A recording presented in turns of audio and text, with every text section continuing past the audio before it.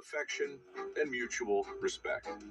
Now, they were about to begin construction on their most ambitious bridge yet. But there was trouble on the horizon. "Can you believe what's happening in Vietnam?" said Tom. "How in the hell are we ever going to get out of there?" The curly-headed Tom was pacing in Jerry's apartment after reading the New York Times. In recent months, other headlines had elicited similar queries: a shooting at Kent State, a riot at the Democratic National Convention, the murder of Dr. King. What was the world coming to, wondered Tom. Jerry had no answers, but through his kitchen window, he stared across the East River and considered the Brooklyn Bridge, perhaps the greatest of all the great bridges. Not the grandest or the longest or the most elegant, but the first of its kind, an enduring monument to sacrifice, innovation, and possibility.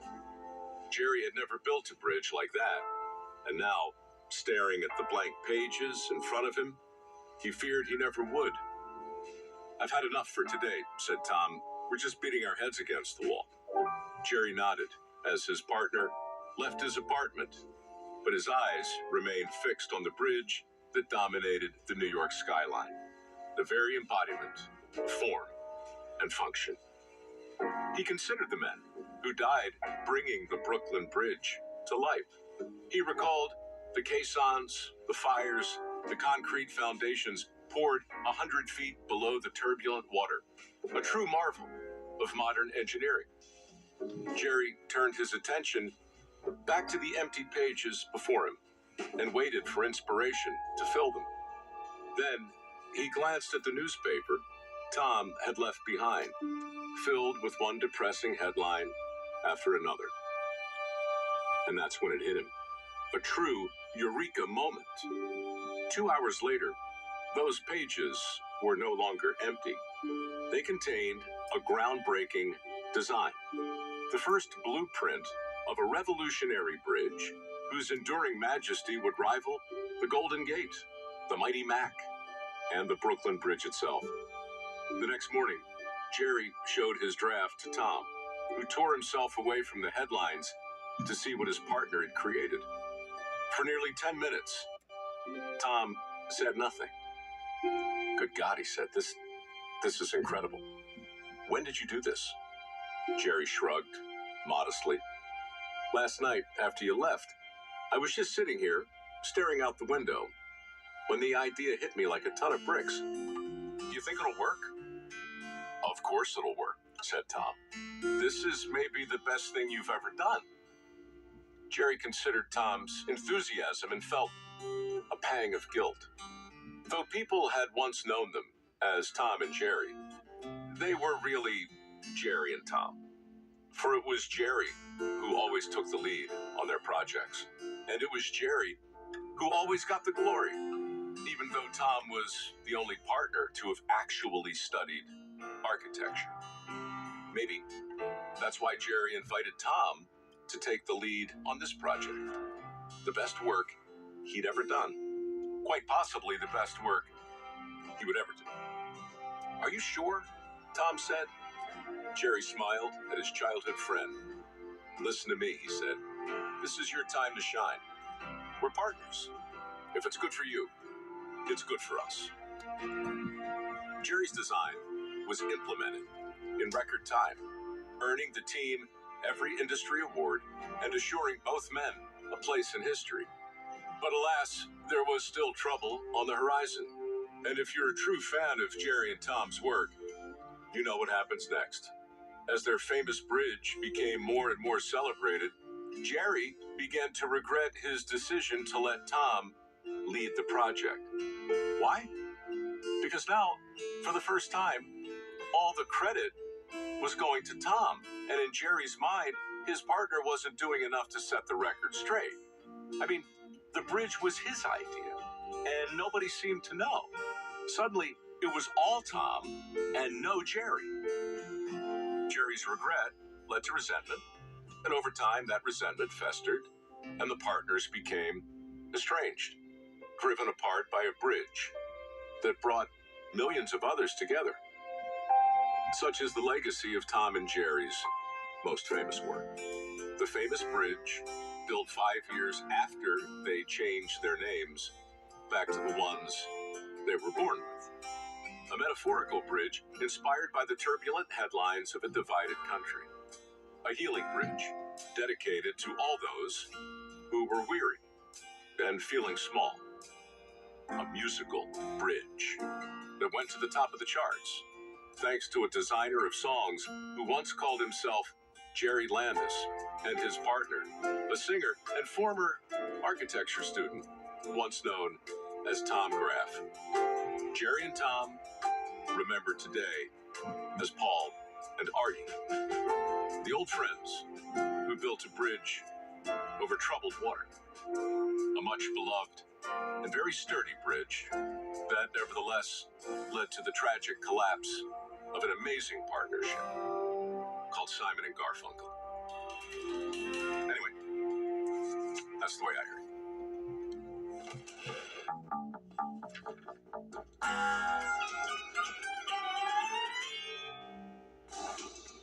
Wow, there is a lot to unpack here. Some big concepts. Yeah. Where do you wanna start with this one, Mike?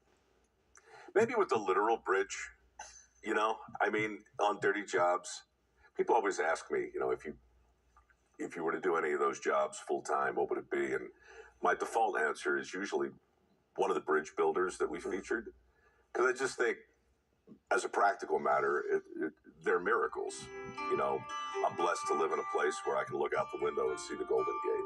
A piece of art and form and function right there. So I'm drawn to bridges. And when I knew the story, of course, of Simon and Garfunkel and all of the angst around that song, but when I read about how it was written, right, and how the collaboration unfolded, it really did remind me of a couple of architects and engineers trying to figure out how to connect people. And that's really what bridges are. They're connectors. And if you think about all the bridges that those two wrote in all of their songs, you know, musically speaking, I just thought, oh, okay, well, there's an interesting way to come at the story. But as I watch it here with you right now, the word that I keep thinking of is credit. And what a dangerous and seductive thing that is. Wow. Who gets the credit? You know, I always like to say in my industry, they ought to call the credits at the end of most shows the blames. Keep the credit, keep the blame. Leave my name off, right? But once you start feeling like you were denied a piece of what's due to you, then the toll, the real toll, starts to manifest. Speaking of things falling down, you have belts and you have belt loops. Who is the real hero? The suspenders. Yeah. Okay. Ecclesiastes has something to say about the... Of course it does. Ecclesiastes has something to say about everything. Yeah. Two are better than one because they have a good return for their labor. Explain. You explained. You're the one that... I didn't write it. Who wrote Ecclesiastes? Come on. I'm a simple man. I can tell you who wrote Bridge Over Troubled Water. I don't know who wrote Ecclesiastes. Well, I'm pretty sure it's Solomon. Okay. The wisest person known. Pretty smart. And he's talking about two being better than one. You're showing us this story of these two collaborators that did the greatest thing they ever did, and it caused them to have the bridge fall down. See, I would think of it in terms of the whole is greater than the sum of the parts. Sure. Right? And that's true of a bridge, and that's true. Ecclesiastes also. Of course, it is Solomon again. Yeah.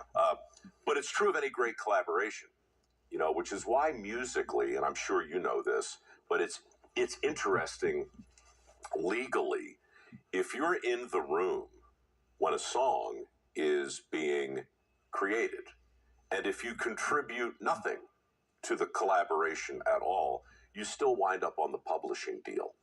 Because the law has decided, and I think rightly, that the business of collaborating is so ephemeral, and it's so difficult to say where an idea comes from, that really everybody in the room needs to get a measure of the credit for it. So Lennon-McCartney or McCartney and Lennon? Hard to know. Really, the tail or the dog? Who's wagging what? So for most of their collaboration, it was Paul Simon who was the tip of the spear, right? And it was Artie who was sort of in the background. Here, I just thought it was so poetic for all of a sudden, Paul, in an act of generosity, to give Artie the lead on the song that he would normally sing.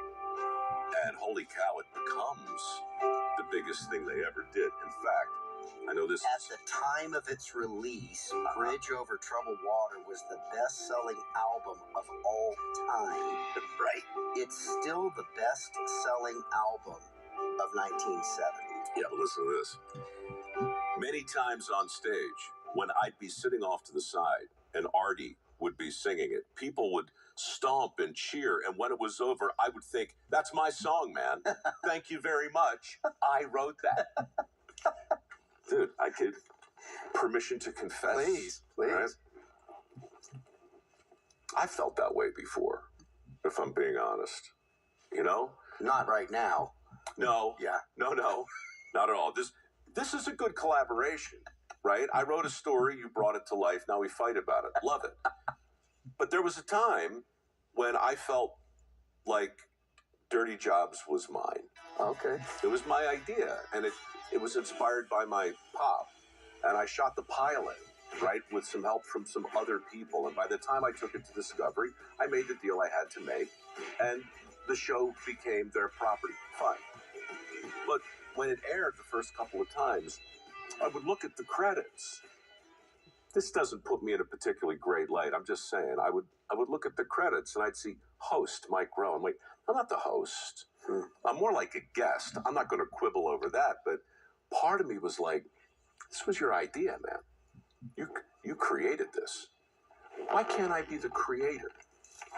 I literally asked myself that. And then I asked my attorney that, my partner. And we started to have this conversation about who really owns a thing? Who owns an idea? Who owns a song? That's why I ask you, who wrote Ecclesiastes? Like at the end of that chapter, does it say, copyright 44 AD, Solomon, you know? So, not really. And so ideas and collaborations and bridges, literal bridges, they don't just spring up out of the water or out of the land. There are many engineers and welders, and steam fitters, and there's so much that goes into it. And so when I think of my own hubris at that point in my career, you know, even on a show where I was trying to deflect all of the credit toward the people we featured, there was still a part of me that would sit home and look at the credits and go, it's not quite right. I like circumspect Mike Rowe. Oh, good. Yeah. Well, it comes with the package. Yeah. I like that. By the way, the credits wouldn't be Solomon 44 AD. He was several centuries before the birth of Christ, so it would have been way back in the... Are you familiar with pedantry? Yes. The evidence demands the verdict. I was just using an example. Were you? I was trying to.